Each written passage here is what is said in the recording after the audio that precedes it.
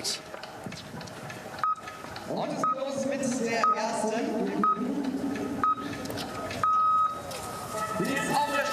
C'est parti, elle ouvre le bal, Chloé Chevalier, le bal de toutes ces biathlètes qui vont tenter d'aller décrocher un podium pour cette première course de l'année 2022. Au moins, en tout cas, une place dans les 60 premières, puisque dès dimanche, il y aura une poursuite. Et ça va pas être facile hein, pour Chloé, comme à chaque fois, je le dis, pour ceux qui partent devant. On part en aveugle, mais c'est encore plus difficile après une pause de 15 jours où on a perdu le rythme. Smolski tout à l'heure, le Biélorusse qui s'est lancé en tête chez les hommes, a subi un peu sur le premier tour. On espère que Chloé, elle, arrivera à trouver un meilleur rythme. Et puis on va attendre peu de temps hein, pour tout de suite avoir quelqu'un qui va nous dire si Chloé est partie dans le bon tempo ou non. C'est elle, Marthe Olsbourg-Reuseland. La leader du classement général, 30 points d'avance sur Elvira Heuberg, alors qu'elle en a eu plus de 60 à un moment de la saison. C'était juste avant le Grand Bornand. Voilà, Marthe Olsbourg-Reuseland qui sent la pression de la jeune suédoise, également leader du classement du sprint, puisqu'elle a les deux couleurs sur son dossard. On a vu Alexis tout à l'heure, la plupart des biathlètes masculins qui partaient dans le deuxième groupe. Là aussi quand même il y a un groupe rouge hein, dans le groupe 2. Mais pourtant on note des filles qui ont choisi le groupe 1, Marthe Olsbourg-Reuseland ou encore Dorothée Avirer, Ingrid Tendrevold un petit peu plus tard. C'est logique.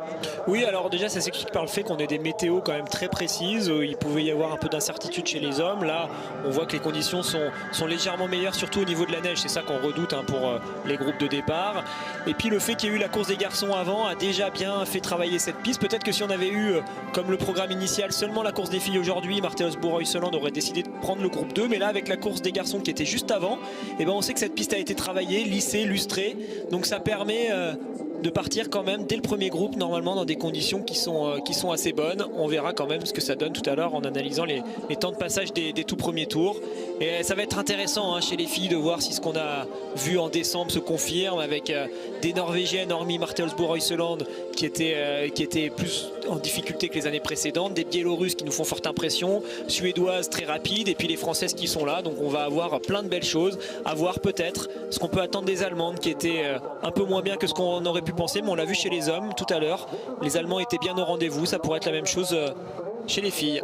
Et il y a des informations aussi à prendre en compte dès cette semaine. L'absence d'une des Allemandes très fortes au classement général. Il s'agit de Franziska Preuss qui est blessée à la cheville gauche, qui devrait être de retour la semaine prochaine. Et je rebondis également sur ce que vous disiez, Alexis, à propos des Norvégiennes. Thierry Lekhoff, elle a carrément déclaré forfait sur cette semaine d'Oberhof. Elle ne sera pas là en raison d'une méforme. Oui, ça montre vraiment qu'elle a tiré un trait sur le classement général de la Coupe du Monde, normalement, sauf si elle fait des merveilles en toute fin de saison et que les autres craquent complètement, mais normalement ça devrait pas arriver. Donc elle a tiré un trait sur ce classement général, ça ouvre la porte à Marthe Olsbourg-Reuseland, mais il faudra qu'elle fasse attention avec pas mal de filles qui sont quand même encore bien au contact, vous venez de le dire. On surveillera aussi les Russes, car il y a eu de belles choses hein, pour certaines au Grand Bornand. Et pour revenir sur la blessure de Preuss, c'est ça qui est particulier quand même, c'est ces blessures bêtes, on pourrait presque dire ça comme ça, ces blessures qui arrivent dans la vie de tous les jours. Domestique. Et oui, domestique exactement, et c'est ça qui est compliqué quand on est un athlète de haut niveau. En fait, même sur les temps de repos, on reste quand même un athlète de haut niveau, et si à un moment donné on se fait mal, ça peut avoir des conséquences ensuite qui peuvent traîner pendant un petit moment. Elle, pour l'instant, elle semble en forme et on suit tout son premier tour avec la réalisation allemande, le tour de Marthe Olsbourg-Reuseland, la leader du classement général. Est-ce qu'elle va faire comme Émilien Jacquelin? Est-ce qu'elle va conforter son avance sur ce classement général? Elvira Heuberg, justement, elle partira un peu plus tard dans le groupe 2 avec le dossard 30. Et on a vu au tout premier intermédiaire qu'elle était dans les temps de Chloé Chevalier, mais vous nous l'avez dit chez les garçons, Alexis, c'est plutôt l'intermédiaire suivant qui vous intéresse. Oui, alors là c'est compliqué même. Les deux intermédiaires sont placés assez tôt. Derrière on a tout le long plat dont je vous ai parlé hein, tout à l'heure, qui fait allez, on va dire quand on est tout au bout peut-être 800 mètres ou 700 mètres pour revenir, et on n'a plus du tout d'informations à partir de ce moment là. Donc oui, pour l'instant on le voit, Marthe Olsbourg-Reuseland et Chloé sont dans le même tempo, mais la partie qui pour moi fait de grosses différences arrive ensuite. Donc c'est là qu'on verra ce que ça donne. En gros, Marthe Olsbourg-Reuseland, elle vient de passer à la moitié du tour. Et puis désormais, on n'aura plus d'informations jusqu'à ce qu'elle termine son tour. Donc il faudra faire avec ça.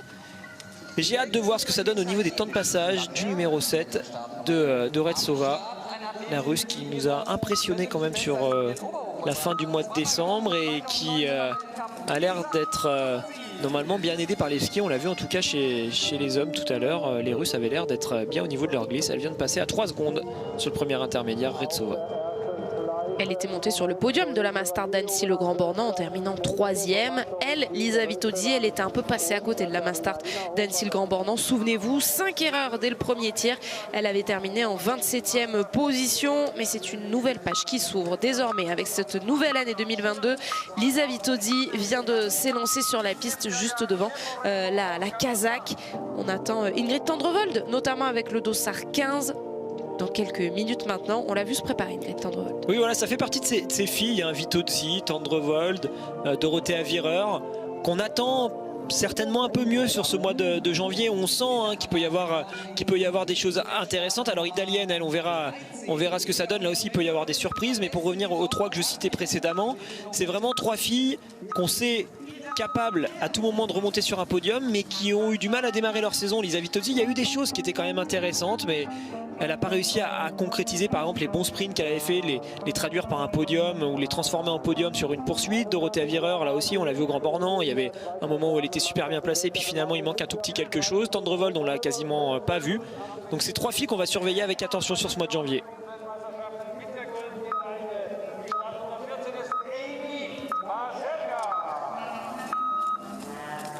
La Suissesse Emi Basarga prend le départ du haut de ses 21 ans, alors qu'on vous l'a dit également en avant-course, Lena Heikki, la leader de cette équipe suissesse féminine, est absente aujourd'hui.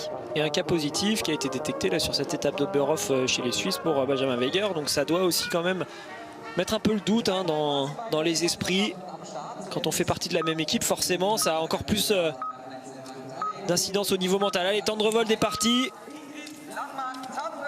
Pourquoi pas la retrouver ici. Il me semble que c'était sur cette piste qu'elle nous avait fait une petite frayeur l'année dernière avec un malaise. On verra si là elle y arrive mieux sur ce sprint. En tout cas c'est important hein, pour elle de sortir des bonnes courses au mois de janvier, parce que pour l'instant depuis le début de la saison, par rapport à ce qu'on avait vu d'elle la saison dernière, il n'y a quand même pas grand chose et les JO se rapprochent désormais.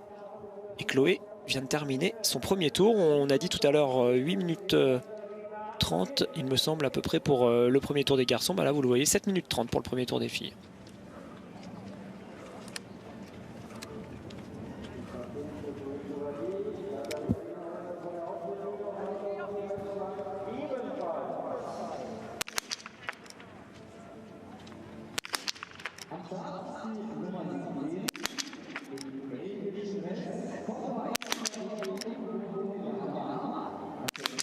Des conditions difficiles dans lesquelles Chloé Chevalier réussit le 4 sur 5. Un tir intéressant. Alors on est quand même sur des conditions qui sont largement plus acceptables que ce qu'on avait tout à l'heure avec les garçons. Ce qu'on va regarder pour que je puisse analyser les choses comme ça et le dire de cette façon-là, c'est plus le vent et sa régularité. Là on se rend compte que c'est un vent qui est plus stable, il y a moins de rafales que tout à l'heure. En fait, tout à l'heure des biathlètes pouvaient se faire avoir par une rafale qu'on voit pas venir et tout d'un coup qui vous pousse la carabine, alors que là il y a moins de rafales, donc ça veut dire que si on est centré, normalement on peut aller chercher des 5 sur 5. Tout à l'heure je disais que 4 sur 5 c'était un bon coucher, là il devrait y avoir quand même beaucoup plus de 5 sur 5 que pendant la course des hommes.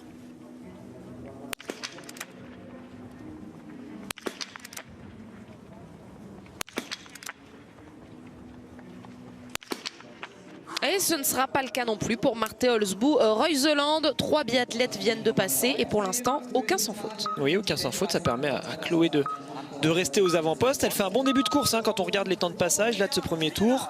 Elle est partie dans le bon rythme et elle est première et deuxième sur l'ensemble des intermédiaires. Donc ça, c'est parfait. Je vais regarder tiens, son temps du premier tour par rapport à celui de Reuseland. 8 secondes d'écart entre les deux.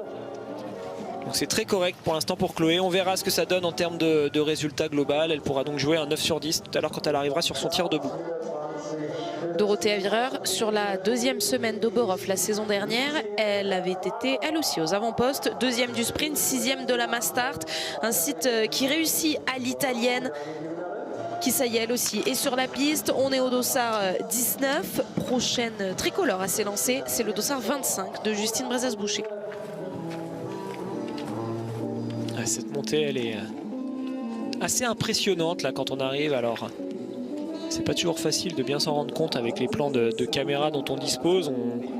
On a du mal à faire ressortir vraiment cette image de ces montées raides, mais je vous garantis que pour ceux qui font régulièrement du ski de fond, que là on est sur une montée difficile qu'il faut arriver à gérer. En plus d'être difficile, assez raide, elle est longue, donc c'est vraiment le genre de montée qu'il faut aborder correctement dans un premier tour, car si on part trop vite derrière, on va le payer pendant tout le reste de la course, et si par contre on part trop doucement, on peut perdre du temps qu'on ne rattrapera plus jamais. On va voir ce que ça donne au niveau du temps de passage de Dorothea Virer lorsqu'elle arrivera à l'intermédiaire qui est tout en haut. Mais on revient sur le pas de tir où l'on retrouve Kristina Aretsova. Vous nous l'avez dit, Alexis, elle était plutôt rapide dans le premier tour et elle est même rentrée sur ce pas de tir avec de l'avance sur Marte Olsbo-Reuseland. Et il est là, enfin, le premier 5 sur 5. C'est elle qui va passer en tête avec pas mal d'avance en plus, vu que c'est la seule parmi les plus rapides qui va ressortir avec le sans faute. Ça va lui donner une bonne marge de 25 secondes, ce qui correspond à cet anneau de pénalité qu'on doit effectuer si on fait une erreur. Allez, 24 secondes très exactement sur Reuseland, elles sont à peu près dans le même temps en ski. Pour l'instant, c'est la Russe qui fait la différence au niveau de son tir qui est mieux réussi. Et attention, le brouillard là, j'ai l'impression est en train de descendre. Ça me paraît un peu moins net que tout à l'heure.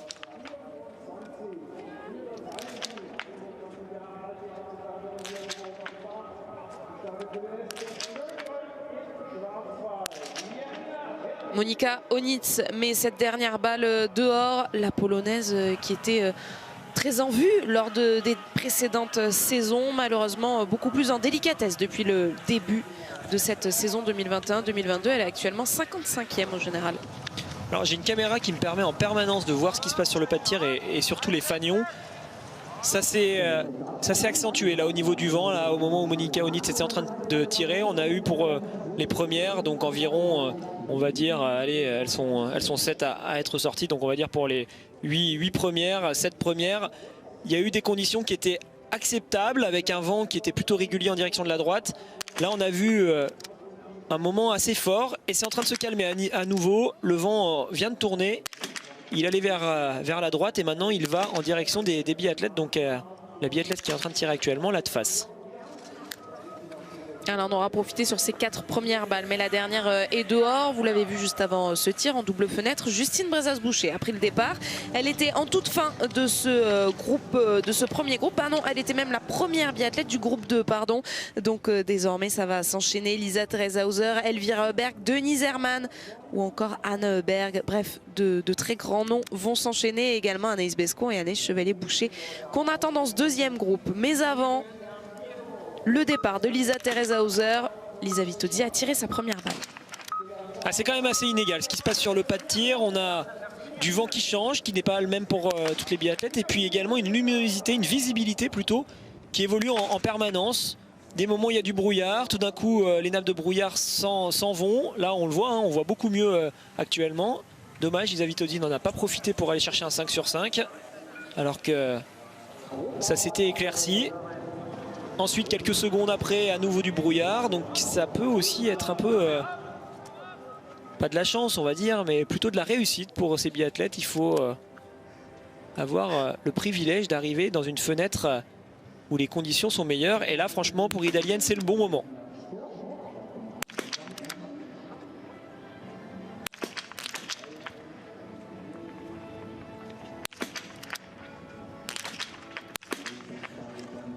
Mais elle en met une dehors, Idalienne.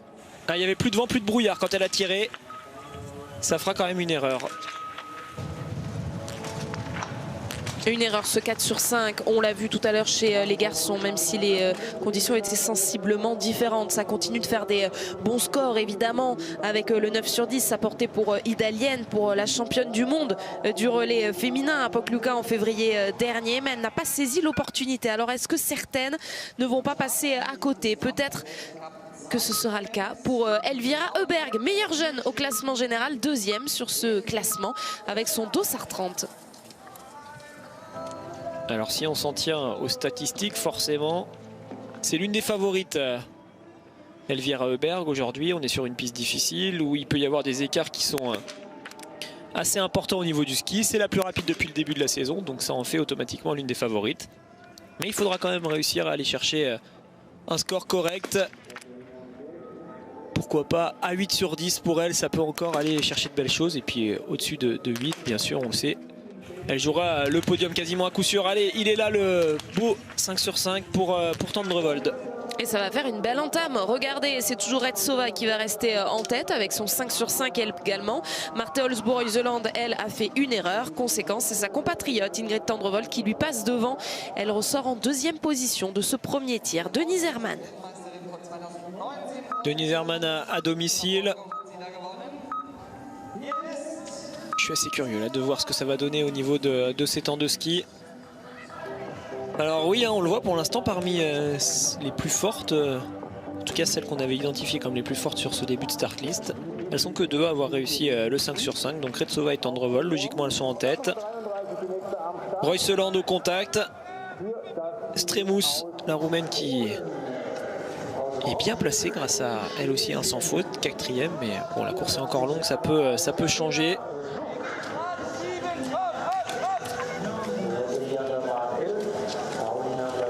Un sprint avant une poursuite, ce sera au programme de dimanche sur la chaîne L'équipe. Demain, ce sera les relais mixtes puis relais mixtes simples. Un autre rendez-vous que j'aimerais vous donner pour demain, c'est celui de la station L'équipe. La station L'équipe qui fait son grand retour après le biathlon. Ce sera à partir de 16h30 et on y attendra notamment Perrine Lafont après sa chute à l'Alpe d'Huez. Perrine Lafont pour le ski de boss, ce sera au Canada. Chloé Chevalier, pour l'instant, c'est elle, la Française que l'on suit sur son tir debout.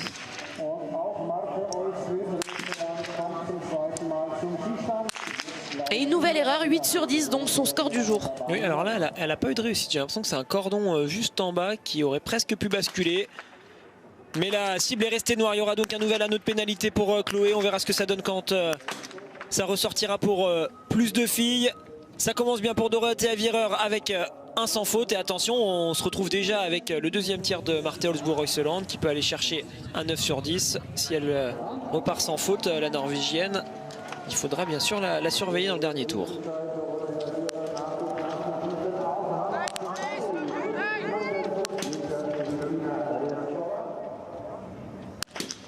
Et oui, on va devoir la surveiller. 9 sur 10 aujourd'hui pour la leader du général. C'est très bien fait pour Marthe Olsbourg-Heuseland. À 9 sur 10, il y en a pas tant que ça qui vont aller chercher ce score-là aujourd'hui. Elle, c'est fait. Une belle course de leader. Pas dit que ça suffise pour la victoire. Par contre, quoi qu'il arrive, elle devrait être placée normalement. Chloé donc était ressortie en tête vu qu'elle était ressortie avec le dossard 1. Mais vous le voyez, pas mal d'écart entre les deux désormais. 48 secondes d'avance pour Marthe Olsbourg-Heuseland qui n'a toujours pas remis ses dragons. Elle attend d'être bien lancée dans la descente avant d'arrêter son effort avec les bras.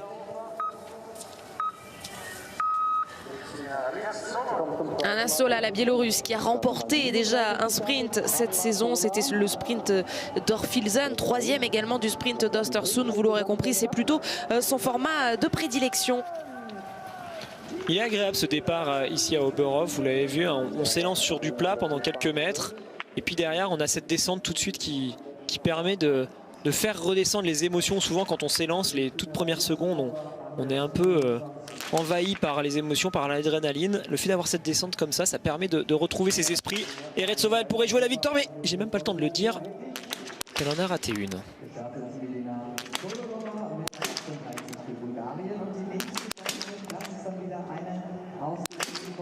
Elle en aura raté 2, donc au total 8 sur 10 aujourd'hui pour Kristina Retsova. Elle avait pourtant beaucoup d'avance sur Reuseland quand elle est arrivée sur ce pas de tir. Elle n'en aura pas profité, c'est elle qui devrait normalement ressortir derrière la Norvégienne. Alors on va quand même la surveiller parce qu'elle va assez vite en ski, Retsova, j'ai l'impression là sur les premiers tours. Je vais aller regarder au niveau des temps autour si ça se confirme. Elle a le deuxième temps, c'est Justine qui a le premier temps du premier tour. Et ouais, elle va plus vite, hein. Elle va plus vite que Reuseland sur chacun de ses tours. Alors que Justine est la plus rapide dans le premier tour et elle arrive justement sur ce pas de tir.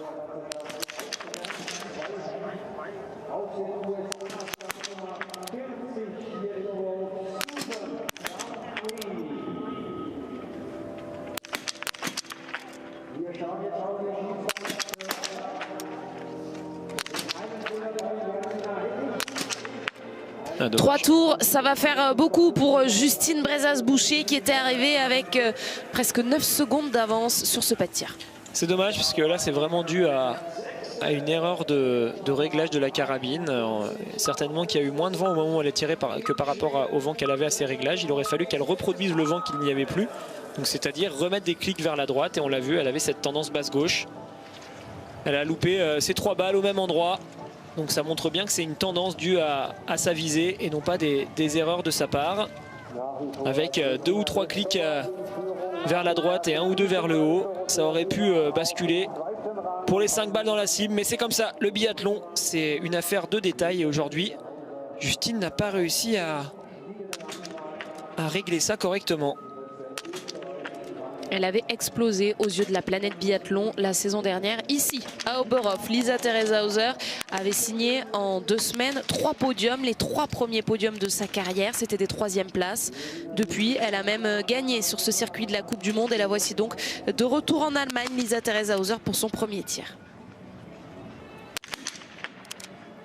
Elle a le 8e temps du premier tour, 21 secondes de perdu par rapport à Justine qui était la plus rapide. Donc on le voit bien, ça peut avec un 4 sur 5 rester correct, et elle jouera peut-être le top 5 sur son tir debout tout à l'heure, l'Autrichienne.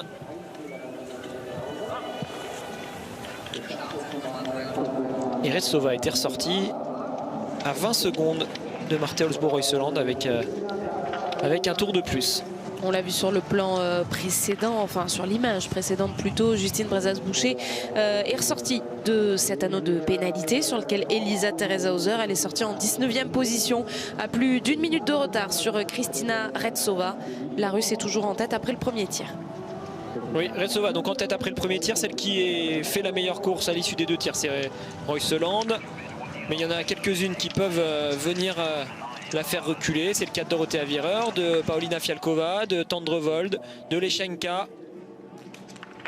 Toutes ces filles sont ressorties devant Marthe Olsbo-Reuseland à l'issue du tir couché. Elvira Heuberg arrive elle aussi encore une fois dans des temps de ski très corrects, mais ça on s'y attendait. On va voir ce que ça donne par contre au niveau de son résultat du tir.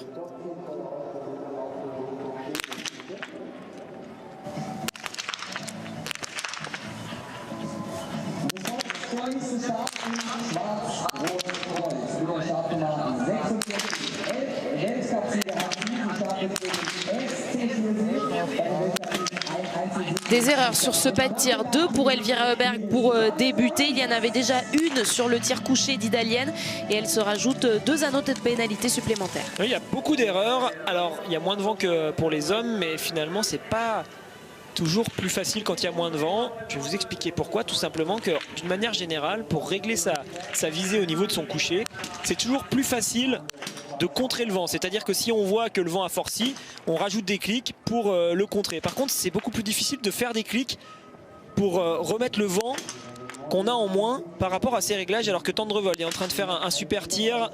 Dommage, elle aurait pu jouer le 10 sur 10. Finalement, ce sera un 9 pour elle. Elle va pouvoir peut-être jouer face à Reuseland, mais donc c'est toujours plus difficile, plus délicat de prendre la décision de remettre des clics en faveur du vent pour compenser le vent qu'on a en moins. Et c'est ça qui peut certainement expliquer toutes ces erreurs qu'on a aujourd'hui sur les tirs couchés. C'est-à-dire que les filles, pendant leur réglage, devaient avoir un vent assez fort. Le vent est désormais moins fort. Elles n'osent pas mettre des clics dans la bonne direction pour revenir compléter ce vent.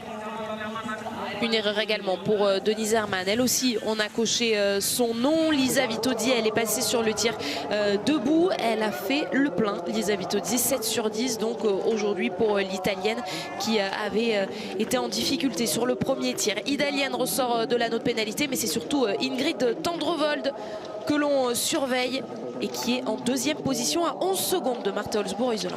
Oui, alors si vous regardez les datas sur le data center de l'IBU, vous voyez qu'elle est annoncée, enfin qu'elle était annoncée dans un premier temps avec 5 erreurs. Maintenant c'est bien une erreur, ça vient d'être corrigé. Donc elle est à 9 sur 10 comme Marthe Olsbo-Reuseland. Les Norvégiennes donc toutes les deux en tête pour l'instant. Il y aura un gros combat à livrer pour Tendrevold dans le dernier tour face à Retsova, car la Russe va vite. Par contre Marthe Olsbo-Reuseland, elle, a réussi à tenir à distance normalement la Russe. 9 sur 10 et un temps de référence forcément qui ne veut pas dire grand chose avec ce dossard 3 pour Marte Olsbu-Reuseland. Elle est la première à passer cette ligne d'arrivée, mais depuis la fin de ce tir, du deuxième tir, donc Marte Olsbu-Reuseland pour l'instant peut continuer à croire à une belle course aujourd'hui. Oui, elle peut croire au podium hein, avec la course qu'elle vient d'effectuer largement. En tout cas, elle pose les bases. Elle annonce à tout le monde qu'aujourd'hui, pour aller gagner la course, il va falloir être à 9 ou à 10 sur 10 et surtout il va falloir être ultra rapide sur les skis. Donc ça laisse peu de marge, on le voit, une Dorothée Avireur, si elle veut rester devant Reuseland, elle ne doit pas partir à la faute. Il y aura une faute, donc on le comprend, c'est complètement différent. Et elle n'aura plus aucune marge sur la Norvégienne. Ressortir de ce pas de tir, aller sur l'anneau de pénalité pour Dorothée Avireur, 9 sur 10 aujourd'hui. Pour l'instant, combien de 10 sur 10? Il y en a un, celui de Amy Baserga, la Suissesse. Mais elle est moins rapide à ski, elle est ressortie en 5e position à 1,04 du deuxième tir. Attention à Anna Sola qui avait très bien commencé, elle pouvait ressortir en tête mais elle vient de rater cette balle. Ça va donc la faire reculer. Oh, elle est loin, elle est très loin cette dernière balle. Elle par contre c'est des belles erreurs hein, qu'elle a envoyé assez loin en bas à droite de cette cible. Il y aura donc 2 tours de pénalité. Elle était bien partie hein, dans le premier tour, elle est allée très vite parmi les toutes meilleures. Dorothée Avireur ressort à l'instant, vous le voyez, elle est 3e à 17 secondes. 6 secondes derrière Tendrevol qui est actuellement 2e. Le classement que vous voyez en bas de votre écran, c'est bien celui après le premier tir. Dorothée Avireur, elle est sortie après le deuxième tir. Alors on va voir ces classements plus précisément. D'abord à la sortie du premier tir, Anna Sola avec ses 2 erreurs. Oui, je sais pas trop pourquoi on reste. Elle va continuer avec elle pour l'instant, mais elle va ressortir avec ouais, 1 minute de retard quasiment après ce premier tir. C'est devant hein, que ça a bougé, enfin plus en avant dans la course. Voilà, Ressova qui elle pour l'instant va aller se placer 2e et ça va pas tenir longtemps. Une erreur supplémentaire par rapport à Marte Olsbu-Reuseland, la Norvégienne étant à 9 sur 10. Kristina Retsova qui en termine pour une place sur le podium. Mais oui, tout provisoire à Alexis, effectivement, elle est à 26 secondes de la Norvégienne. Alors ça va pas rester longtemps, ça va pas tenir longtemps pour elle si Tendrevol ne craque pas dans le dernier kilomètre, car Tendrevol avait beaucoup d'avance sur Retsova à 5,6. Elle en a un petit peu moins à 6 km. On va voir ce que ça donne quand elle va passer l'intermédiaire des 6,2 km, c'est-à-dire dans quelques instants. Et ensuite, il reste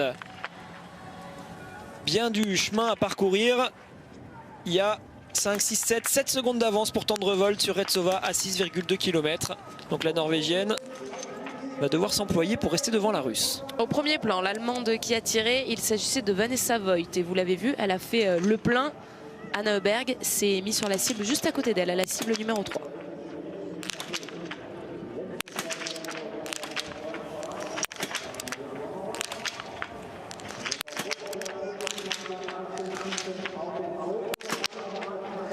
La dernière balle, ça coince pour Anna Öberg qui va manquer l'occasion de ressortir en tête ou en tout cas dans les toutes premières. Oui, elle est calée sur cette dernière balle, on s'y attendait pas forcément. Il y a pas mal de petites erreurs comme ça que j'arrive pas en tout cas de là où je suis à expliquer. Un beau 9 sur 10 pour la Coréenne qui va faire une course très correcte. Et donc il y a pas mal de choses qui se sont passées hein, quand même. Je vous avais parlé à un moment donné de Paulina Fialkova qui pouvait jouer quelque chose. Elle a fait des erreurs sur son tir debout. Donc pour l'instant, Reuseland a toujours une belle marge et reste bien en tête. On va essayer de voir sur les tirs couchés ce que ça donne. S'il y en a certaines qui peuvent venir l'inquiéter. Todorova, Lenchanka. Justine Brezas-Boucher est-elle de retour sur le pas de tir pour son tir debout? Elle est à la cible numéro 30.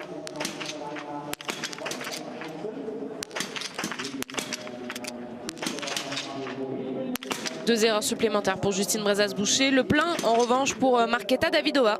Et Lenchanka qui est partie à l'erreur. Donc elle va laisser Marte Olsbu-Reuseland tranquille. On va voir ce que ça donne donc pour Marketa Davidova qui ressort à l'instant aux alentours de cette 3e place. Voilà, juste derrière Dorothée Avireur. Elle va pouvoir inquiéter Reuseland sur le dernier tir.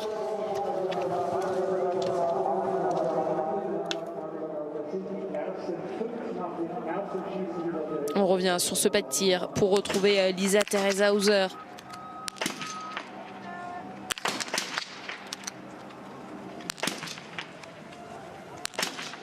Qui commet une nouvelle erreur donc sur ce sprint. Le 8 sur 10, c'est également le score de Chloé Chevalier, de Kristina Retsova.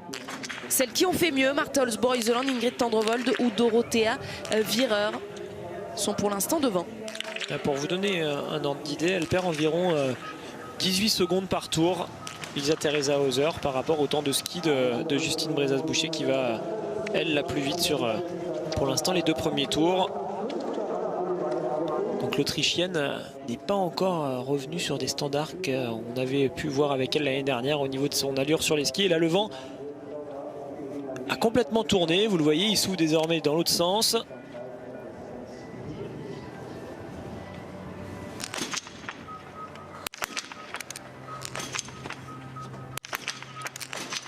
Elle vient de se ressortir 6e, Lisa Theresa Hauser, à 44 secondes de Reuseland.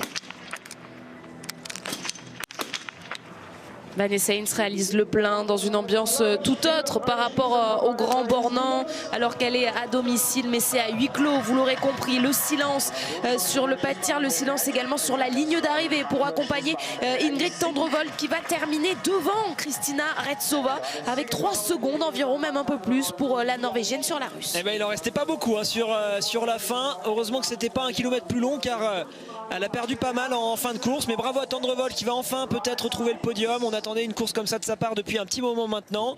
Alors elles sont pas mal à pouvoir le jouer encore ce podium, donc c'est loin d'être fait, mais quoi qu'il arrive ça ferait une course très correcte pour elle. Elle a subi le dernier tour, elle était ressortie avec beaucoup d'avance sur Retsova, et puis finalement il restait quasiment plus rien à la fin, mais elle reste devant, c'est ça le plus important. Elvira Heuberg, attention, avec un 8 sur 10, elle va rester dangereuse.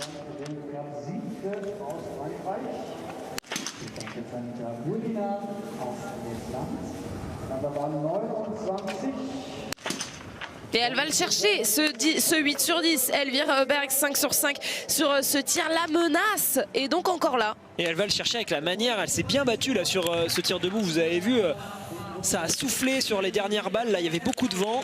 Elle a réussi à tenir sa carabine. Alors, elle ressort avec pas mal de retard pour vraiment jouer la victoire. Mais par contre, elle va certainement reprendre des places dans le dernier tour.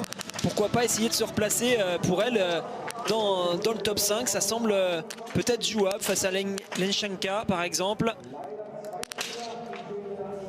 Et ça y est, on va commencer à s'emballer dans ce sprint.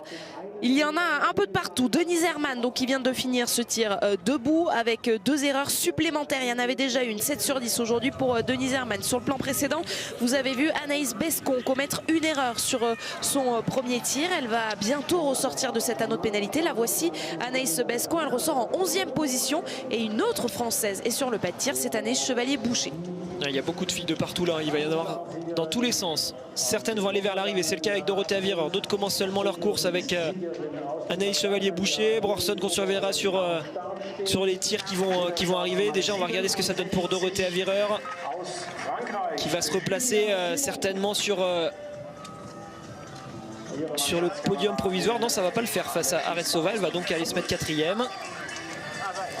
4e est poussée donc Chloé Chevalier, qui elle est au-delà de la minute par rapport à Marthe Holzboer-Iseland. 38 secondes de retard pour Dorothea Wierer sur la Norvégienne Marthe Holzboer-Iseland. À droite de votre écran, vous suiviez avec nous le tir d'Anaïs Chevalier-Boucher, alors que Paulina Fialkova, elle, vient chercher une 6e place provisoire.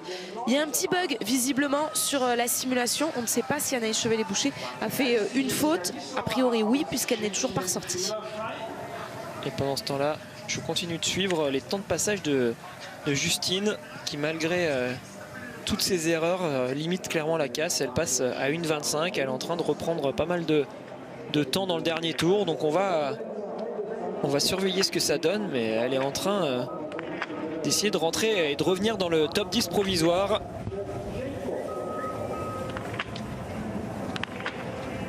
Et Anaïs Chevalier-Boucher est sortie à 21 secondes, 21e à 38 secondes après le premier tir. Le classement que vous avez vu, c'était celui sur la ligne d'arrivée. 17 biathlètes donc qui ont passé cette ligne d'arrivée. Et Marte Olsbu-Reuseland toujours en tête et toujours un petit matelas, une petite marge confortable. 23 secondes d'avance sur Ingrid Tendrovold, 26 secondes sur Kristina Retsova. Les Biélorusses actuellement sur le pas de tir. On a Anna Sola à l'image, Aline Bekava, elle est sur son tir couché en même temps. Attention, ça va faire un beau 5 sur 5 pour Anna Sola. On le sait, elle est super rapide cette saison. Donc là aussi, il va falloir regarder son dernier tour.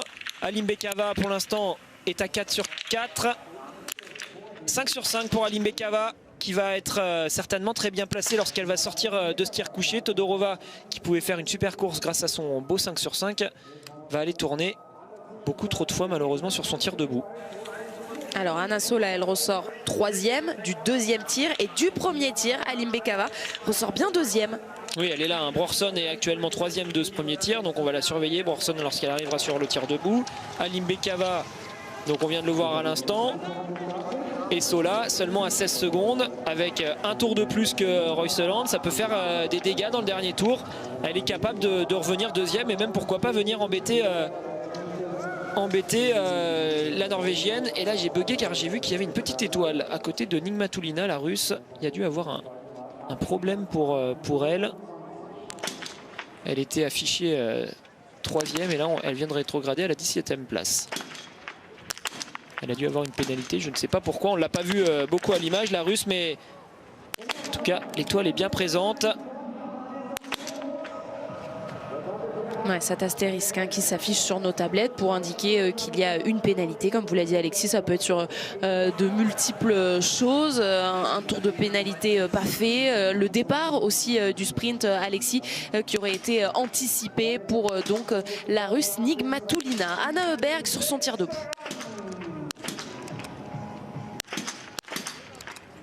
Il y aura une erreur, comme sur le tir couché déjà, 8 sur 10 donc pour Anna Öberg, qui est dans des positions très intéressantes par rapport à sa rapidité sur les skis. Oui, un 8 sur 10 alors que c'est les Schenkta qu'on a sur la ligne d'arrivée.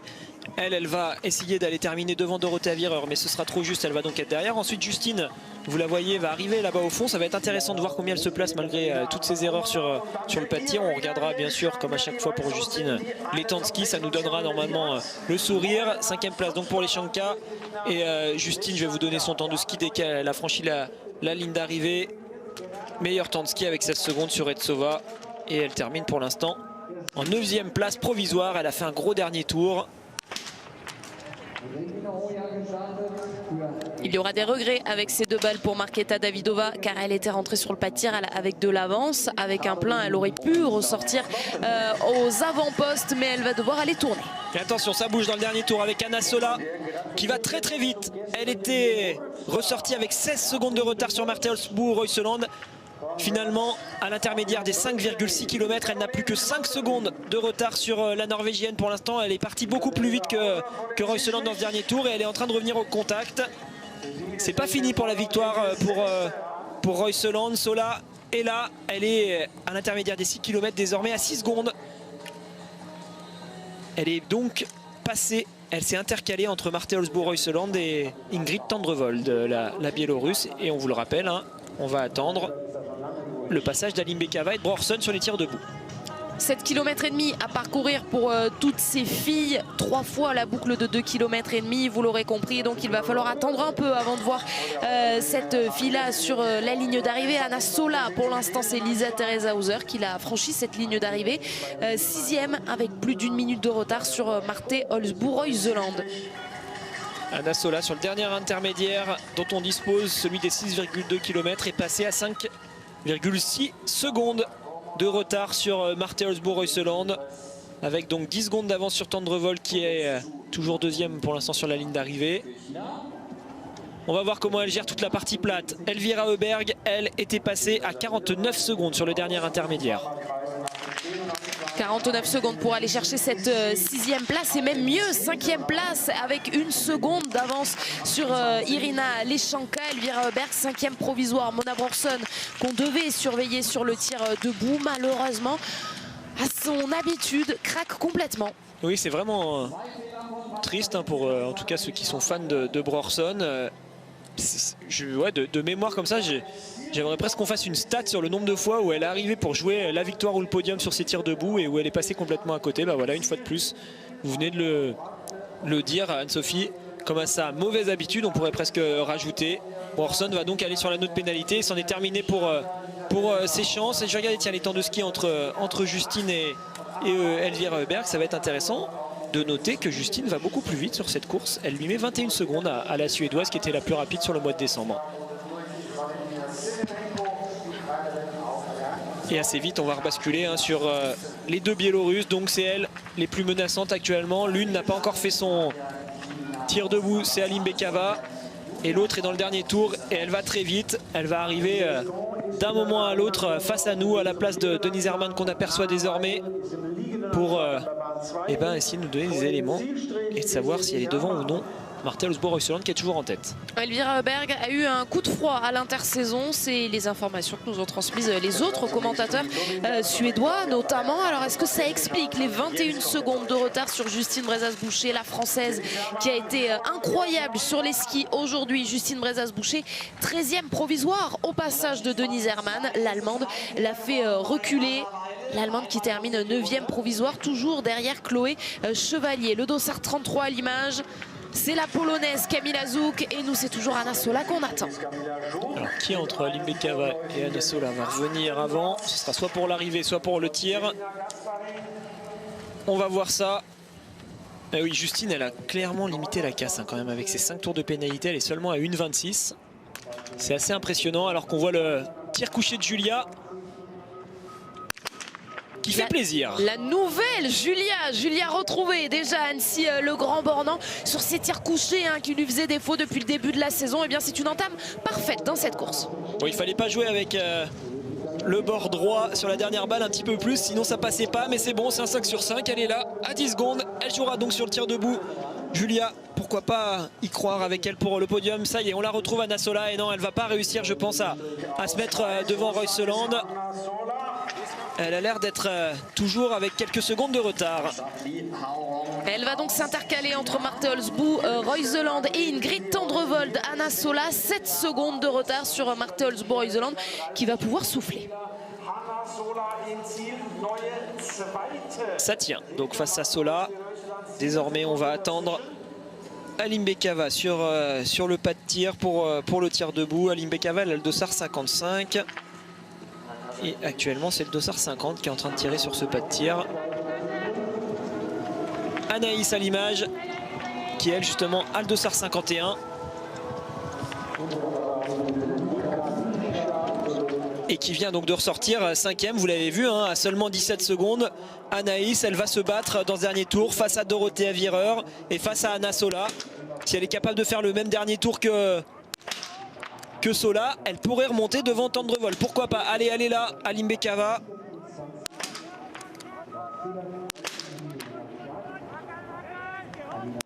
Alors c'est la simulation de Kazakevich qu'on voit.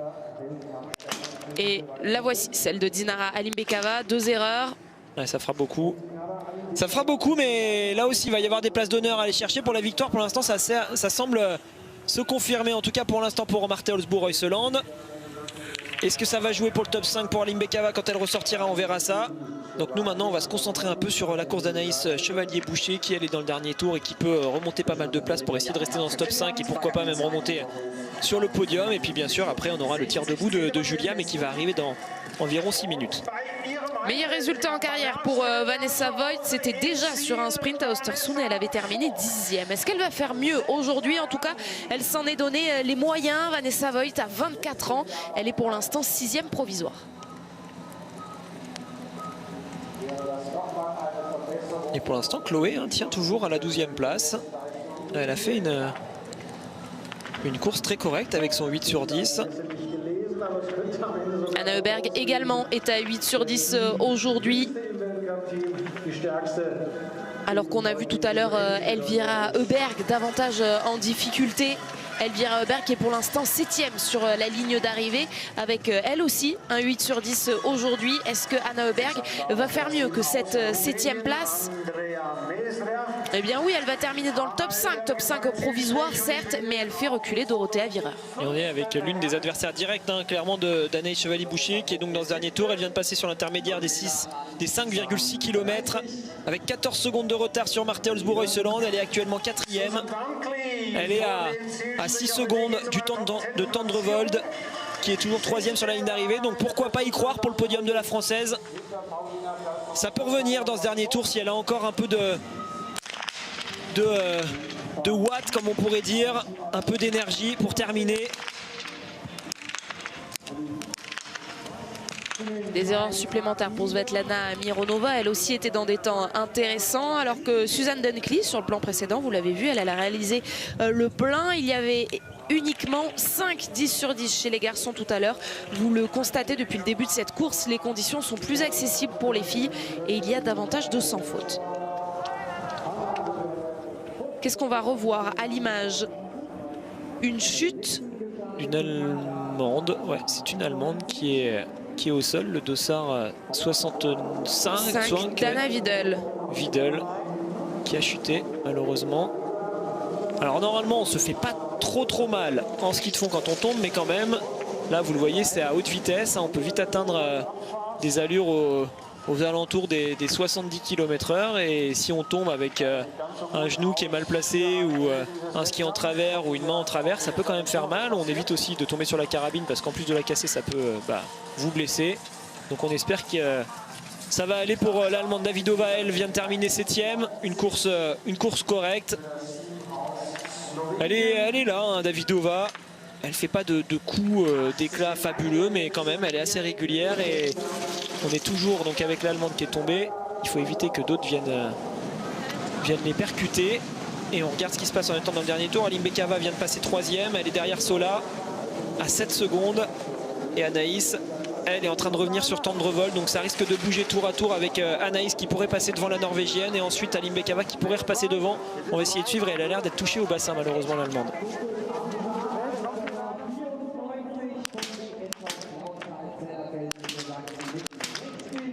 Lynn Persson, elle aussi a vécu une trêve de Noël compliquée, gênée par un rhume, un coup de froid, elle aussi, Lynn Persson, et qui a très mal commencé ce sprint, vous l'avez vu, avec 3 erreurs d'entrée et une nouvelle erreur, donc 6 sur 10 aujourd'hui.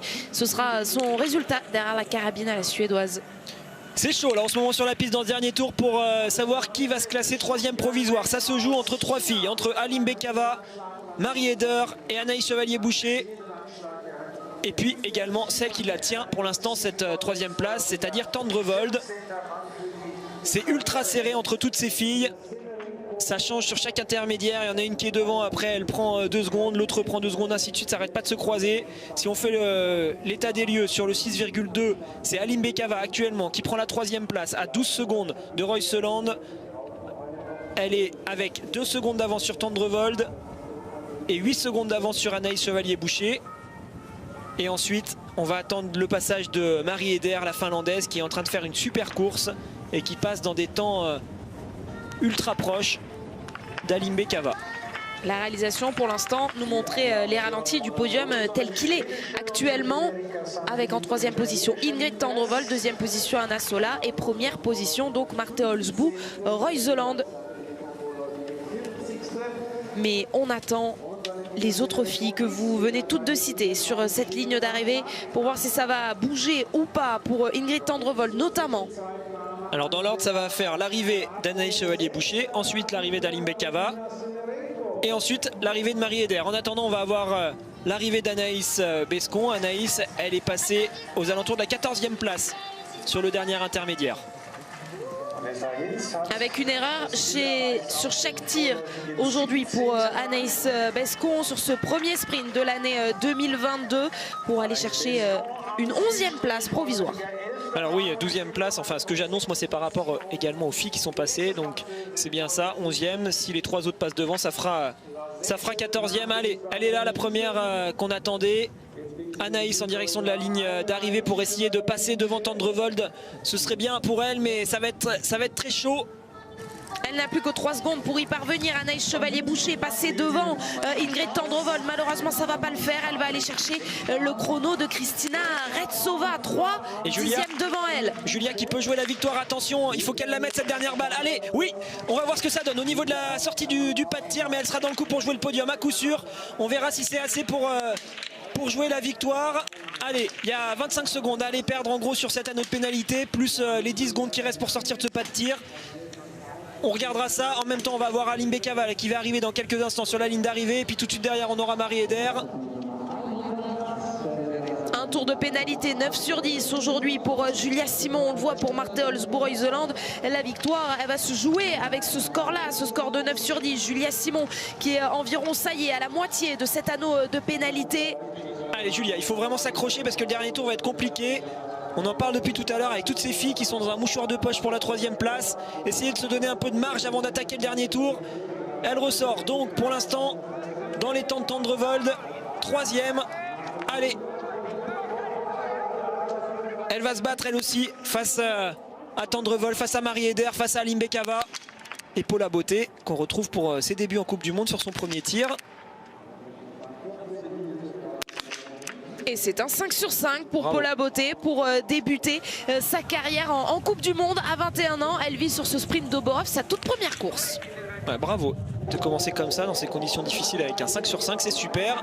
Elle va pouvoir se faire plaisir, être au contact, avoir des bons renseignements. Regardez, elle ressort dans les temps de Reuseland qui est en tête de la course tout simplement. C'est super. Allez, elle est là, Alim Bekava. Et on regarde par rapport à Tendrevold. Avec ce chrono de plus 23, allez 10 secondes maintenant à partir de maintenant pour la Biélorusse Dinara Alim Bekava pour pousser Ingrid Tendrevold de ce podium et s'installer elle à son tour sur ce podium. Ça va se jouer à pas grand chose et elle sera devant. Elle sera devant pour 5/10. Et donc maintenant on va attendre le passage de Marie-Eder. C'est la prochaine qui peut jouer, mais elle a quand même un peu de retard normalement sur la Biélorusse. Elle est en train de craquer la Finlandaise. Elle se bat plutôt face à Anaïs Chevalier-Boucher. Mais attention, je la trouve quand même assez rapide. Non, elle a le dossard d'après celui d'Alim Bekava. Donc normalement elle ne devrait pas pouvoir jouer face à la Biélorusse. C'est donc bien par rapport à Anaïs qu'elle va se battre pour terminer soit 5e, soit 6e. Le chrono d'Anaïs Chevalier-Boucher, 26-3. Elle sera derrière même Anna Marie-Eder. Elle sera devant Anna Heuberg. En revanche, il y a notre partout, on s'en mêle les pinceaux. Oui, la 7e place provisoire pour Marie-Eder. Derrière Retsova, c'est la Russe qui est placée dans la même seconde qu'Anaïs Chevalier-Boucher. Anaïs Chevalier-Boucher est à 26 secondes 3 de retard de Reuseland et Retsova elle 26,6. Alors qu'on va subir ce dernier tour avec Julia, elle qui pourrait jouer le podium. Elle est donc ressortie, je vous le rappelle, Julia à 11 secondes, c'est-à-dire dans les temps de Tendrevold. Et à ce nouvel intermédiaire, 5,6, alors que les filles doivent parcourir 7,5 km, je vous le rappelle. Elle a perdu du temps, 13 secondes 2 pour Julia Simon de retard. Oui, ça va pas être facile hein, car Alim Bekava est bien repassée devant là, sur cet intermédiaire. Elle a pas mal d'avance la Biélorusse. Elles ont fait fort, hein, Sola et Alim Bekava dans le tout dernier tour.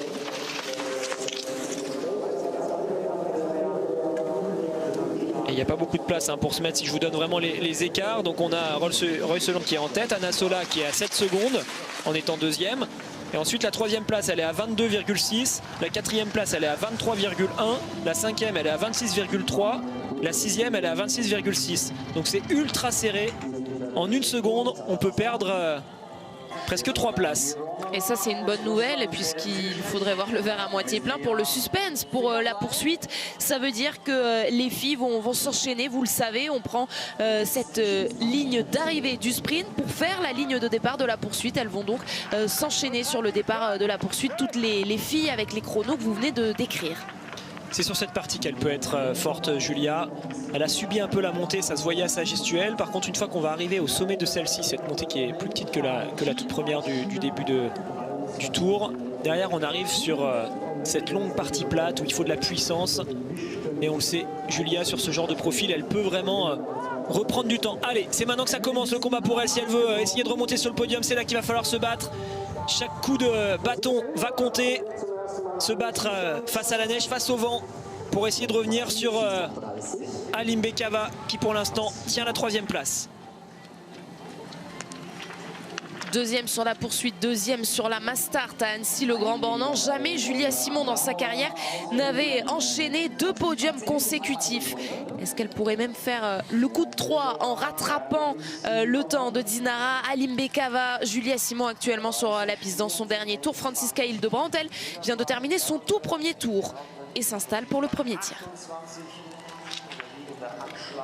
Elle a déjà un peu de retard, hein, 20 secondes de perdu sur un premier tour, ça fait quand même beaucoup. Les conditions ont peut-être un peu évolué et puis surtout on se retrouve avec moins de monde actuellement sur la piste, donc on a moins de repères, moins de parties où on peut se relayer. C'est ce qui peut expliquer comme ça qu'elle arrive avec des temps un peu moins bons et dès qu'on commet une faute, ça peut vite coûter assez cher. Je regarde toujours les intermédiaires.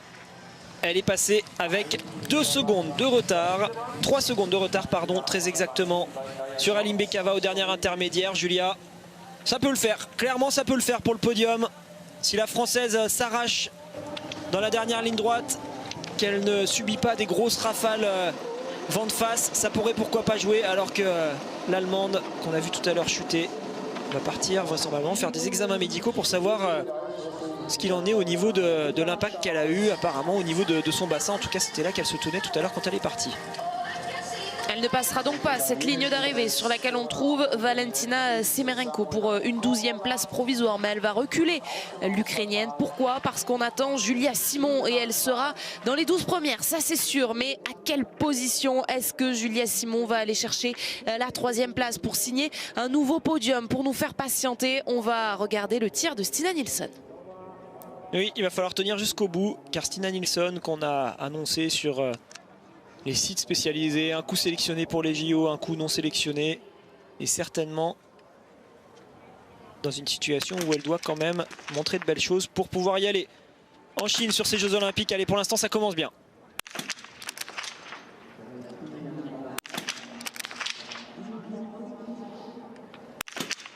Très bien même, les 5 cibles ont basculé. Ouais, un beau tir, vraiment bien exécuté. Super 5 sur 5. Elle est tout à fait dans le coup sur les skis, vous le voyez. Elle arrive avec 10 secondes de retard. Je l'ai dit, la piste a peut-être bougé. Il y a un peu moins de monde malgré tout. Elle est au contact. Donc attention à elle sur le tir debout. Pourquoi pas l'avoir créé la surprise. Et on entend les encouragements. C'est pour Julia. Voilà, allez, sur cette ligne d'arrivée, on y va. Et on passe devant Aline Bekava. C'est possible. On se rend pas bien compte de là où elle va être devant. Elle va être devant. Deuxième. Elle va être devant même Anna Sola, devant Aline Bekava, mais aussi devant Anna Sola, Julia Simon. Alors non, dans la même seconde, même 10e exactement. 7.1, deuxième ex-aequo avec Anna Sola, Julia Simon. Elle est incroyable sur ces parties. Je vous l'ai dit que ça pouvait jouer sur ce plat pour elle. La puissance vraiment face au vent. Elle s'est battue, elle s'arrache. Elle nous avait fait le coup, vous vous rappelez, sur la Mastart où elle était allée terminer et gagner cette course grâce à cette belle gestion du plat. Et là, elle refait la même chose. Bravo. Bravo Julia là d'avoir réussi à aller accrocher cette 2e place provisoire. Allez, ça peut laisser de l'espoir, car même si Stina Nilsson venait se mettre devant, elles seront deux, soit sur la 2e place du podium, soit sur la 3e place de ce podium. Et un nouveau podium donc pour Julia Simon après son festival à Annecy-le-Grand-Bornand, déjà 2e de la poursuite, 2e de la Mastart. Eh bien, elle termine l'année 2021. Enfin, on espère que ça va tenir. Elle commence 2022 comme elle a terminé 2021 avec une 2e place à nouveau. Est-ce que ça va tenir pour Julia Simon à égalité parfaite avec Anna Sola sur la 2e place, la 2e marche de ce podium? Marte Olsbourg-Iseland, toujours pas inquiétée, la victoire qui semble tendre les bras à la Norvégienne. Il est complètement fou le dernier kilomètre de Julia. Elle est passée donc à 15 secondes de retard. C'est-à-dire à 10 secondes de retard sur Anna Sola à 6,2 km. Et finalement, elle arrive dans la même seconde. Donc elle a repris 10 secondes. Sur Anna Sola, c'est pas sur n'importe qui. On pourrait se dire une biathlète qui est moins performante, ok, elle lui a repris 10 secondes, c'est normal. Non, là, elle a repris 10 secondes à celle qui a le meilleur temps de ski du jour. Donc ça montre que sa gestion de course a été fabuleuse. Anna Sola, donc la plus rapide devant Justine Brezaz aujourd'hui au niveau des temps de ski. 3e temps de ski pour Aline Bekava. Et dans le dernier tour, quelle sensation de la part de Julia qui vient reprendre comme ça du temps dans le dernier kilomètre. Allez, Paula Beauté qui pourrait faire une superbe première.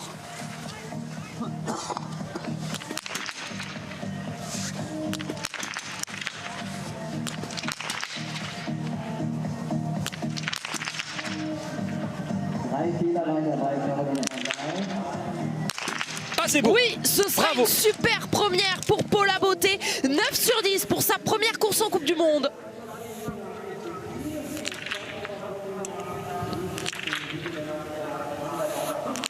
Allez, on va laisser Paula Beauté faire son anneau de pénalité. Nous, on marque une pause et comme ça, on se retrouve juste après pour ne rien louper de cette fin de course et notamment le dernier tir de Stina Nilsson. Ne bougez pas.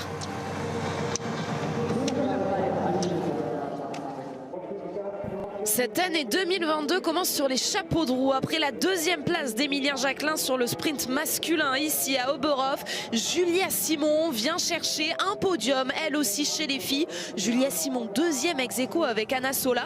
La victoire semble être promise à Marthe Holzbourg-Heuseland et puis la sixième place pour Anaïs Chevalier-Boucher. Ça c'est provisoire parce qu'on attend le dernier tir de Stina Nilsson. Il y a plein de belles choses effectivement pour les Français sur cette course. Un super résultat hein, quand même au niveau global. Il y a des choses qui sont super intéressantes pour quasiment toutes les filles. Mais oui, podium à coup sûr normalement pour Julia. Est-ce que ce sera deuxième ou troisième? Ça va dépendre donc de ce dernier tour, vous venez de le dire, ce dernier tir de Stina Nilsson.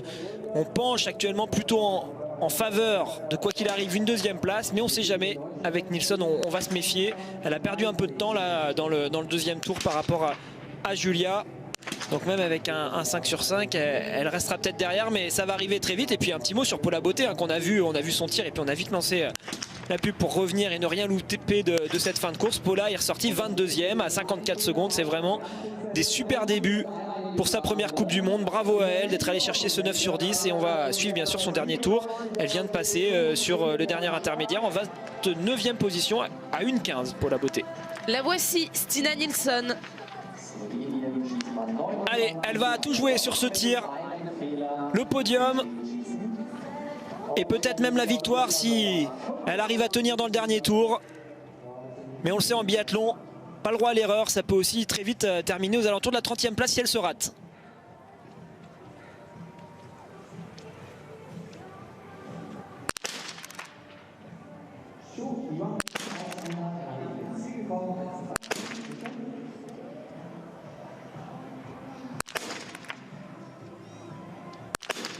Eh bien, elle ne s'est pas ratée, Stina Nilsson, mais elle a fait une erreur, un tour de pénalité. Qu'est-ce que ça va donner à la sortie? C'est là quand même hein, qu'on voit que c'est une grande championne. Elle qui vient du ski de fond, on vous l'a dit plein de fois. Elle a eu seulement un an et demi pour apprendre le biathlon. Et ça compte aujourd'hui pour elle, pour les sélections olympiques et tous ces enjeux qui sont importants si elle veut pouvoir courir sur des courses en Chine. Et bien là, elle répond bien présente, je trouve, avec ce 9 sur 10. C'est vraiment super. On va voir ce que ça donne au niveau de sa sortie, mais elle va ressortir à peu près à 25 secondes. Elle peut jouer encore, hein, pourquoi pas, le podium et au moins le top 5 dans ce dernier tour. On ne va rien louper de sa sortie. Je vous propose de la vivre en double fenêtre parce que pendant ce temps-là, on va écouter Anaïs Chevalier-Boucher qui est avec vous, Tanguy Kérois et Pierre Esquer.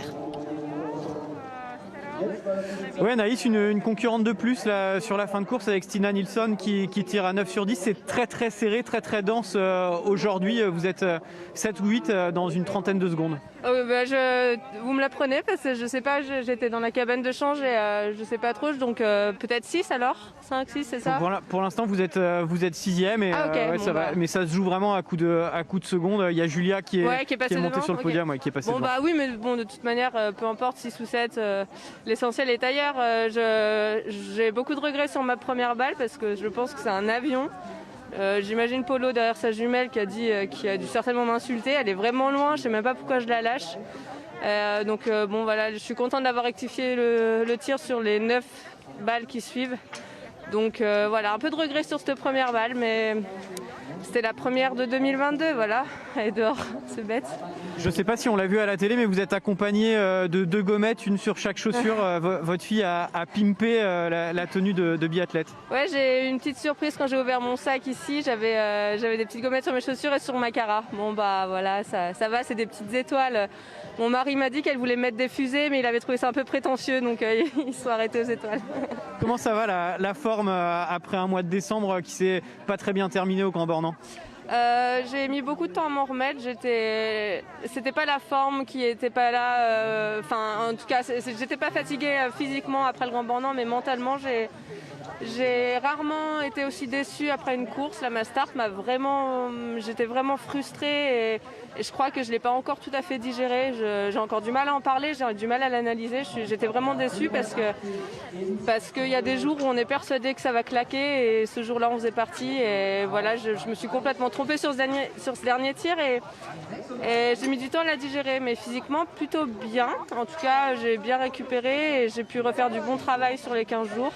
J'avais le tir en moins à gérer par rapport à l'année dernière qui était voilà, finalement ce mois de décembre en tir c'est plutôt très bien, donc globalement je trouve que voilà, pour moi le boulot au tir est plutôt pas mal, donc j'ai pu axer vraiment les 15 jours sur le physique et la récup et pas me préoccuper du tir plus que ça.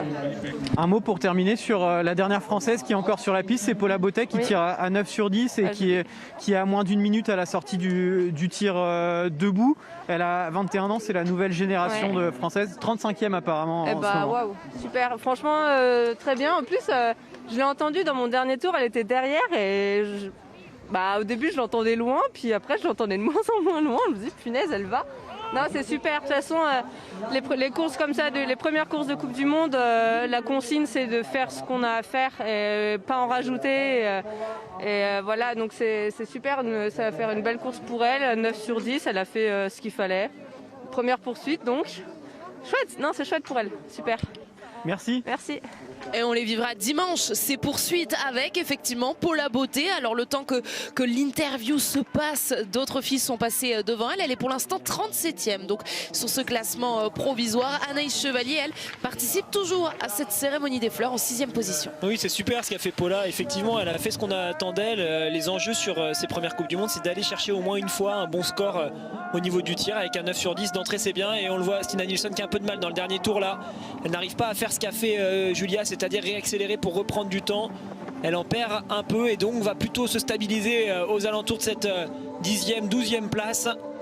Ce sera à coup sûr quand même un résultat intéressant avec un dossard aussi élevé. Elle fait quand même une super belle course, elle continue sa progression, c'est intéressant. On va voir alors autour d'elle là sur les temps de passage, il y a 1 ou 2 places à aller chercher, pourquoi pas Anna Heuberg. Elle pourrait arriver, si elle arrive à repasser devant Anna Heuberg, ce sera elle la première suédoise du jour. Donc ça peut aussi avoir quand même sa petite importance au niveau de l'équipe. Et puis on va féliciter la chinoise qui vient de ressortir il y a peu de temps. Tang avec un 10 sur 10 et qui ressort 21e. Du tir debout. Stina Nilsson, elle, a donc signé le 9 sur 10 aujourd'hui, tout comme Paula Bottet avant elle et tout comme Marte Olsbu Reuseland, la Norvégienne, qui a fait une faute qui va lui permettre tout de même de remporter cette course. Anna Sola et Julia Simon derrière elle, dans la même seconde, le même 10e, même 100e. Donc Anna Sola et Julia Simon qui vont se partager cette 2e place. Dinara Limbekava, Ingrid Tendrevold et Anaïs Chevalier-Boucher pour terminer. 2 Françaises, donc vous l'aurez compris, vont participer à cette cérémonie des fleurs. Et on va avoir un podium qui va être rigolo, dans le sens où on va avoir personne sur la 3e place. Vu qu'elles sont 2 ex-aequo sur cette 2e place, vous venez de le dire à Anne-Sophie. En tout cas, elles sont toujours là, Anna Sola, Marte Olsbu Reuseland. Elles sont quand même extrêmement solides depuis le début de cette saison. C'est la même chose pour Aline Bekava. Beau retour de la part de Tendrevold qui vient se mettre 5e. Retsova, elle aussi, confirme en étant 7e. Et puis au niveau de la forme globale, on voit que pour les Français, c'est très correct. On a un excellent temps de ski pour Justine, un très bon temps pour Julia et Anaïs Chevalier-Boucher. Ça reste là aussi bien correct pour Anaïs Bescon. Donc les filles sont là, les filles sont en forme. Chloé qui fait une course assez intéressante aujourd'hui, 22e sur ce sprint d'Oberhof, dans des conditions pas simples avec le dossard numéro 1. C'est, je trouve, une belle perf pour elle. Et on en termine avec Stina Nilsson qui est en train de s'arracher. Allez, une dernière montée, mais on voit que c'est dur là au niveau de ses jambes, moins de flexion au niveau de ses genoux. Elle doit avoir les jambes un peu dures. Et donc on va se faire plaisir avec à nouveau cette 2e place de Julia. Justement, elle est en direct avec Tanguy Queiroz, c'est Pierre Esquer. Ouais Julia, on vient de vous voir avec Jean-Paul Giacchino qui était très content et qui vous félicitait. Je pense que hier il était encore en train d'essayer de vous calmer, de vous dire de tirer un peu plus lentement. Les consignes sont bien passées. Ouais, hier je me suis pris une petite chasse parce qu'au décrassage ça allait un petit peu vite et il a même pas eu besoin de parler. Je me suis relevé de mon coucher, j'ai vu son regard, j'ai dit oh, je vais aller refaire un tour parce que sinon j'allais me prendre une petite chasse. Et en effet, et je lui ai dit c'est pas grave, je l'ai fait aujourd'hui, je le ferai pas demain. Donc je suis contente vraiment d'avoir fait ce que j'avais dit, sinon je pense que là je me serais pris un retour de manivelle aujourd'hui.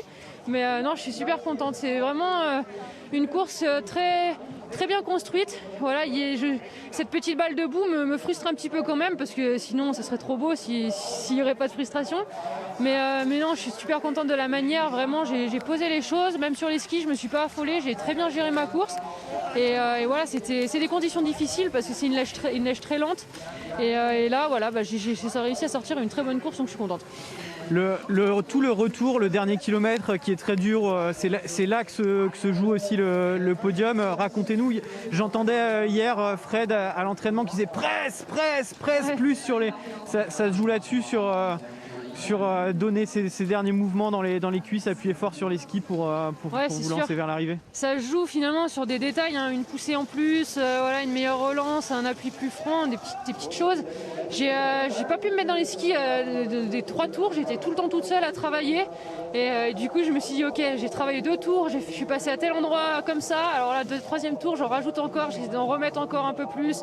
Voilà, moi je suis pas très forte en combiné donc j'essaie de faire pas mal sans bâton, mais de presser vraiment sans bâton et d'optimiser le plus possible. Après c'est dans la tête parce qu'on est cuit et voilà, et lancer le pied, je crois qu'aujourd'hui ça fait la diff. J'ai pas tout écouté mais je sais même pas si je suis pas ex-aequo ou un truc comme ça donc vous n'êtes pas 3e, vous êtes effectivement 2e, mais il va falloir partager voilà. un peu la position. Quand on dit que ça se joue dans les tailles, là c'est vraiment c'est du millimètre près, donc voilà, c'est tous les petits millimètres, les petites secondes comptent et je suis super contente d'avoir réussi à finir si bien. Merci, bravo. Merci.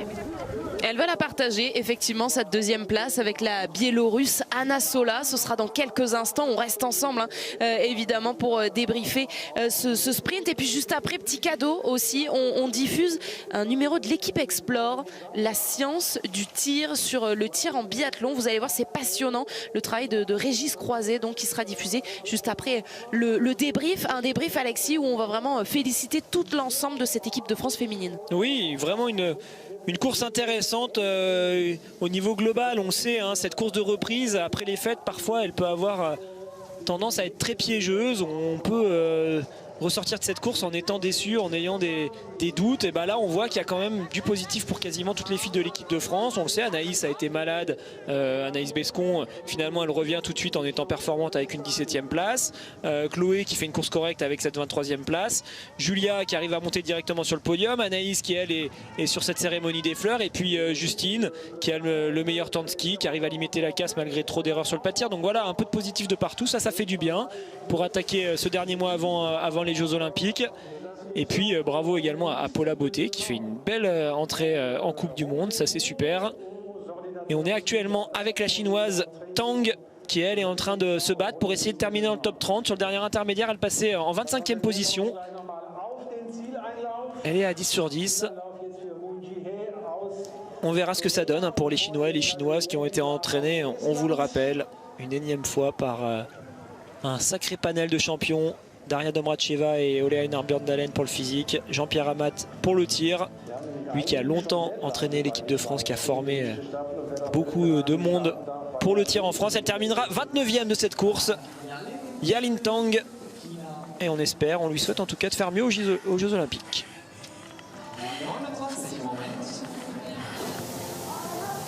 Ça fera la meilleure performance de sa saison pour la chinoise Yalin Tang. Vous parliez, Alexis, d'Anaïs Bescon, notamment malade à l'intersaison. Eh bien, elle s'est arrêtée au micro de Tanguy Kéroas et Pierre Esquer juste après sa course. Anaïs, une faute sur chaque tir aujourd'hui, mais on a vu dès les réglages que vous étiez un peu perturbé. On vous a vu revenir en fin de réglage, vérifier des trucs. Vous n'étiez pas dans votre assiette peut-être? Non, mais c'était mon plan parce que c'est comme ça que j'aime bien le faire. Aujourd'hui, mes réglages étaient prévus plus d'1 heure avant ma course, donc c'était convenu que je repasse ensuite pour faire un contrôle à chaud une fois que j'avais skié. Sauf que déjà mes réglages étaient entamés par les filles qui n'avaient pas terminé, donc j'ai eu plus que 5 minutes avant les changements pour faire mes réglages. Ensuite je suis revenue et les autres filles n'avaient pas terminé non plus, ce qui fait que mes réglages n'ont pas été vraiment dans optimum à mon sens. Enfin en tout cas pour moi c'était pas du tout ce qu'il fallait, ça m'a déjà perturbé d'entrée de jeu. Et puis ensuite plein d'autres choses. Ben, c'était pas une journée avec pour moi et je suis déçue parce que je mets beaucoup de choses en place. Je travaillais dur, je voulais vraiment mettre en place un tir engagée sur cette semaine. C'était voilà, mon objectif de la semaine. Et malgré des conditions de vent qui ne sont pas évidentes, j'avais vraiment cette idée-là. Et je pense que voilà, d'être parti déjà avec des réglages merdiques, ça m'a déjà pas aidé. Et derrière, j'ai fait ce que je pouvais, mais voilà, je ne suis pas du tout satisfaite de ce que j'ai fait aujourd'hui. Le week-end est encore long, il y a des courses demain, il y a des courses dimanche, il y a de quoi faire. Oui, évidemment, oui, c'est sûr, mais voilà, on va pas la refaire comme d'habitude, mais ça m'énerve. C'est une chance de plus pour mettre les choses en place qui aujourd'hui n'a pas été mis, pas porté ses fruits. Voilà, il y a d'autres courses, il y a demain, il y a après-demain. On ne sait pas encore qui fera quoi demain, si je suis au repos ou si je prends le départ d'un des deux relais. Ensuite, voilà, il y a la course de dimanche, la poursuite qui va être une belle course et j'aime toujours autant ça. Donc voilà, je vais aller essayer de mettre en place ça sur les courses qui viennent. Merci Anaïs. De rien. La frustration d'Anaïs Bescon et l'euphorie de Julia Simon qu'on retrouve sur le podium. 3e, 2e place consécutive pour Julia Simon. C'est une belle image qu'on va tous vivre ensemble juste après une petite pause. Restez bien avec nous. On est sur le biathlon jusqu'à 17h15 et l'équipe de Greg. A tout de suite.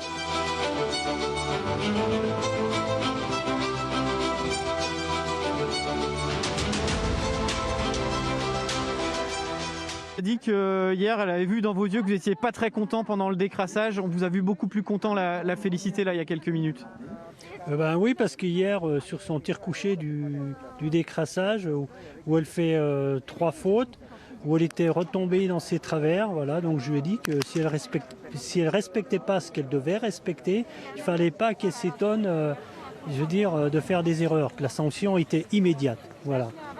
Le résultat d'ensemble des filles il est encore bon aujourd'hui avec Anaïs Chevalier-Boucher qui est dans le top 10 et puis avec la petite jeune qui va aller chercher sa première poursuite et que vous avez entraîné quand elle était encore plus jeune. Oui, c'est une belle entrée en matière pour Paula, elle est dans les points pour une première course, c'est plutôt vraiment satisfaisant, quoi. C'est encourageant. Je vous laisse y aller parce qu'il y a des applaudissements à faire pour Julia parce qu'il n'y a pas de public donc ils ont besoin de vous pour applaudir. Ouais. J'y vais alors. Merci. Merci Jean-Paul. Tanguy qui s'occupe du protocole, en plus de tout ce qu'il fait avec Pierre Esquer. Le beau protocole auquel on va assister avec Julia Simon. 2e ex-aequo avec Anna Sola derrière, Marthe Olsbourg-Reuseland et puis Anaïs Chevalier-Boucher qui participe à cette cérémonie des fleurs également, à cette belle 6e place pour elle. Ça va lui faire du bien à son moral. Anne-Sophie, on va commenter cette cérémonie avec vous. Un tout petit mot Vincent avant qu'elle ne débute cette cérémonie. Remarquable Julia Simon. Oui, remarquable. Belle fin de course avec l'énergie, la hargne de Julia. Moi, c'est ce qui m'impressionne à chaque fois. Et quand ça se met en route pour aller chercher des secondes dans le dernier tour, ça marche bien. Donc, très, très beau. Alors, Anne-Sophie, comment est-ce qu'ils vont se débrouiller Julia Simon et Anna Sola sur la même marche du podium? Eh bien, on va le regarder en direct, tous ensemble, mais ça out, voilà. Anna Sola vient d'être appelée et dans le même temps, Julia Simon et l'image très sympa, la Biélorusse met la médaille à la Française et la Française en fait de même. Alors est-ce que la deuxième marche a été agrandie? Non, je pense qu'elle devrait bien rentrer toutes les deux sur cette deuxième marche. Les voici donc les deuxièmes ex-aequo du jour à mettre au pluriel, Anna Sola et Julia Simon. Avec autant de tirs, autant de pistes à parcourir, arriver exactement le même temps, 7 secondes 1 de Marthe Olsbourg-Reuseland, c'est remarquable. Et l'émotion dans les yeux de Julia Simon, on a vécu ça au Grand Bornand et on le partage de nouveau, Anne-Sophie, avec elle. Là, à Oberhof. Et vous l'avez dit, mais Saoud, pour la 3e fois consécutive, cette 2e position. Je sais que la saison dernière, on parlait beaucoup des montagnes russes de Julia Simon. Un coup ça allait, un coup ça allait pas. Là, elle monte, ça fait 3 courses que ça va plutôt très bien. 3 podiums consécutifs. Et pour Marthe Olsbourg-Reuseland, c'est un retour sur le podium. 6e de la Mastart, 4e de la poursuite à Annecy-le-Grand Bornand. Cette fois, elle est bien tout en haut du podium. Et en plus, elle accroît un petit peu plus son avance au classement général et les 2 couleurs qui vont continuer à rester sur ses épaules. Voilà cette image inédite, hein, c'est une première de mémoire depuis qu'on diffuse le biathlon, de voir 2 biathlètes exactement sur la même marche du podium. Alexis, vous qui avez une excellente mémoire. Ex-aequo, je crois qu'on en a déjà eu, mais par contre pas sur la deuxième Pas place, sur la ça me dit deuxième. rien. Sur la troisième, il me semble qu'on l'avait eu, enfin je sais plus, bon bref. Oui, Anne-Sophie. Depuis le début de la saison, on avait vu Philippe Navrat et Fabien Claude sur un sprint, me semble-t-il, arriver 6e. Mais bon, c'était pas vraiment le podium. Il me semble avoir vu un podium ex-aequo à la troisième place, je sais plus quand c'était, en tout cas bien content de voir Julia comme ça confirmer tout de suite ses bonnes courses du Grand Bornand, et puis Anaïs également qui l'a rejoint sur cette cérémonie des fleurs. Die stärksten Damen im Oberhofer-Sprint 2022. Ça fait combien de podiums pour l'équipe de France maintenant, Anne-Sophie? On était à 21 avec Émilien Jacquelin. Eh bien, ça fait 22. Non mais on le compte entièrement, hein, on le divise pas en 2 Ah morceaux bah pour non, Julia c'est un Simon. podium, c'est clairement un podium pour Julia Simon. Elle participe bien à cette fête avec en plus, comme vient de le dire Alexis, Anaïs Chevalier-Boucher.